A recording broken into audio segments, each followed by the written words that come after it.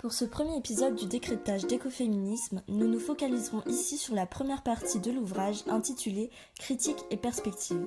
Ce titre est peu révélateur, il désigne en fait simplement toute une partie sur les enjeux et les problématiques auxquelles la science est confrontée. L'idée première à retenir est une idée défendue par Vandana Shiva. Les sciences modernes, telles que acceptées par la communauté scientifique, s'imposent comme le lieu où se projette la domination de l'homme occidental par excellence, assujettissant ainsi la nature et la femme en les réduisant à une place située en dehors des sciences modernes. Une fracture entre celui qui détiendrait le savoir, à savoir l'homme occidental, et l'ignorant, à savoir la femme, se dessinerait alors dans les esprits. Seul l'homme occidental qualifié aurait la légitimité de prétendre à la connaissance sur la nature. Rejetant ce système de pensée, Vandana Shiva va même jusqu'à le qualifier de réductionniste, parce qu'il réduit la capacité des humains à connaître la nature en excluant les actrices que sont les femmes, mais aussi les autres manières de penser, mais aussi parce qu'il réduit la nature à quelque chose d'inerte, sous-estimant alors sa capacité à se régénérer avec créativité et richesse. Selon l'auteur, c'est spécifiquement cette science réductionniste qui est à la fois à l'origine de l'assujettissement des femmes dans un monde où règne le patriarcat, mais aussi à l'origine des dégâts environnementaux. Puisqu'en considérant les écosystèmes comme une seule entité, possession de l'homme occidental, elle a encouragé les pratiques capitalistes. Seules les propriétés d'une ressource naturelle qui permettent de faire du profit sont prises en compte dans la science réductionniste. Alors que la femme est réduite à sa capacité à produire des enfants, les plantes sont-elles réduites à leur capacité de produire des ressources permettant le profit. En trouvant des méthodes favorisant la productivité et l'exploitation massive de ces ressources, comme les OGM ou l'usage de pesticides, la science réductionniste n'a fait que contribuer à la destruction de la planète.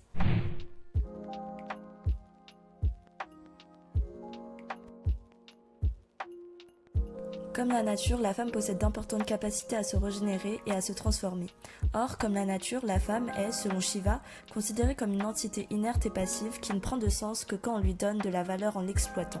Il semble qu'elle n'ait ainsi aucune utilité, sauf lorsque l'on contrôle cette entité et lorsque l'on en fait sa propriété. C'est ce qui est ici dénoncé par Vandana Shiva, qui explique la crise de l'environnement par ce système patriarcal où l'homme a le contrôle sur la femme et la nature.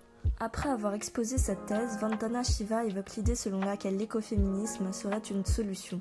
Ainsi, selon elle, c'est en alliant la cause environnementale à la cause féministe qu'il sera possible de redonner vie à notre terre mourante. En entérinant le patriarcat qui considère la femme comme passive, une prise de conscience sur la non-passivité de la nature pourra être permise non seulement dans le domaine des sciences, mais aussi dans la société en général. Concernant le rapport de l'écoféminisme avec la science, on peut également s'intéresser au travail de Maria Mies, qui a apporté toute une partie sur le féminisme dans la recherche scientifique. Elle y évoque notamment la genèse des études du genre et plus particulièrement des Women's Studies, champ de discipline consacré à l'étude de la société et de ses pratiques en se focalisant sur la figure féminine. Après avoir insisté sur le fait que ce champ ait pu être institué grâce au combat mené par les femmes contre l'oppression masculine dans la rue, il a s'agi pour Maria Mies de définir les postulats méthodologiques, scientifiques et éthiques défendus par les porteuses des Women's Studies. Alors, Maria Mies pose plusieurs principes devant être respectés dans cette discipline scientifique. Des principes fondamentaux que nous retrouvons dans le champ scientifique en général, comme la neutralité scientifique et la prise de distance du scientifique vis-à-vis de son objet, mais aussi des principes propres au champ en question. Par exemple, plutôt que de considérer la science depuis le point de vue des dominants, il faut considérer la science du point de vue des dominés, dont les femmes, ce qui permettrait de renverser les rapports verticaux et hiérarchiques dans la science et d'ainsi contribuer à la libération des femmes. La sociologue met aussi en avant la nécessité de faire du champ scientifique un lieu de combat mu par une participation active en faveur des droits et de l'émancipation des femmes. Enfin, il s'agit également pour les femmes de s'approprier leur propre histoire par le prisme de la recherche et de la science. Comme elle l'a écrit, les femmes font l'histoire, mais ne se sont pas appropriées cette histoire par le passé. L'enjeu des Women's Studies réside dans la faculté à créer une conscience féminine collective en faisant savoir aux femmes qu'elles ont fait l'histoire et que leur but est de se l'approprier afin de s'émanciper.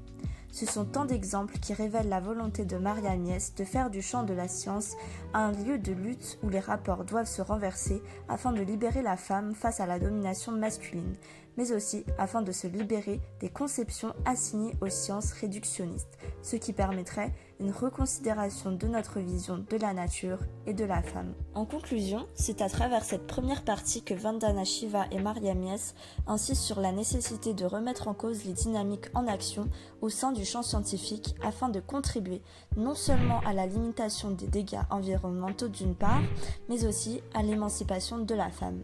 Il a été montré par les auteurs que la nature est considérée sur le même piédestal que la femme par l'homme capitaliste et colonisateur blanc. Là encore, la corrélation entre femme et nature est mise en avant, révélant ainsi une perception spécifique de la femme où elle semble ne pas pouvoir se détacher de la nature.